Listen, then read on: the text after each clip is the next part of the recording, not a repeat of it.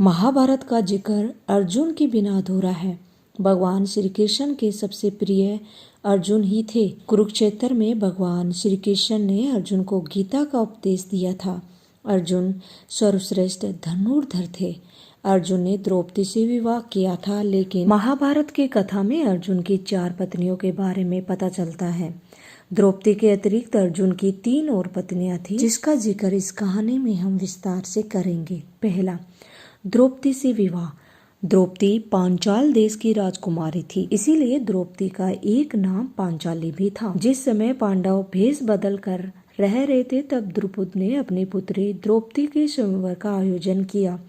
इस स्वयंवर में कई देशों के राजाओं ने भाग लिया था।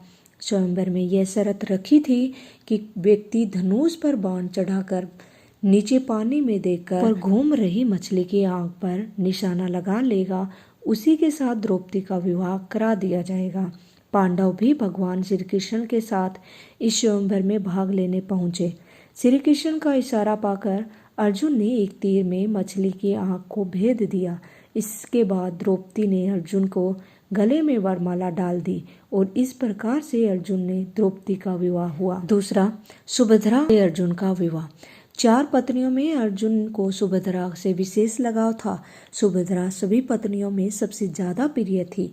सुभद्रा भगवान श्री कृष्ण की बहन थी। श्री कृष्ण के पिता वासुदेव ने 2 विवाह किए थे, देवकी और रोहिणी से। सुभद्रा रोहिणी की संतान थी। सुभद्रा और अर्जुन के विवाह में भगवान श्री कृष्ण ने विशेष भूमिका निभाई थी। अभिमन्यु सुभद्रा की संतान थे। तीसरी, नाग कन्या उल्लपी। उल्लपी नाग कन्या थी। अर्जुन ने द्रौपदी के बाद उल्लपी से विवाह किया था। एक बार द्रौपदी और युधिष्ठिर के साथ रहने के दौरान अर्जुन ने नियम का उल्लंघन कर दिया, जिस कारण अर्जुन को 12 वर्ष तक जंगलों में भटकना पड़ा। इसी दौरान अर्जुन की मुलाकात नाग कन्या उल्लपी से हुई। अर्जुन उल्लपी की सुंदरता पर मुग्ध हो गए। उल्लपी के साथ अर्जुन नागलोक आ गए, जहां दोनों का विवाह हुआ। चौथा, चित्रांगदा से विवाह।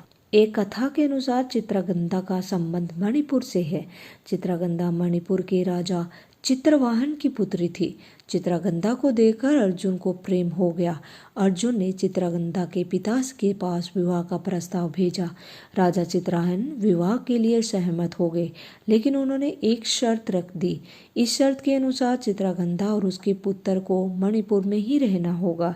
इस शर्त को अर्जुन ने मान लिया। चित्रांगदा और उसके पुत्र वहीं रहे। तो दोस्तों, कहानी अच्छी लगी तो video like, share and subscribe करना। Thank you.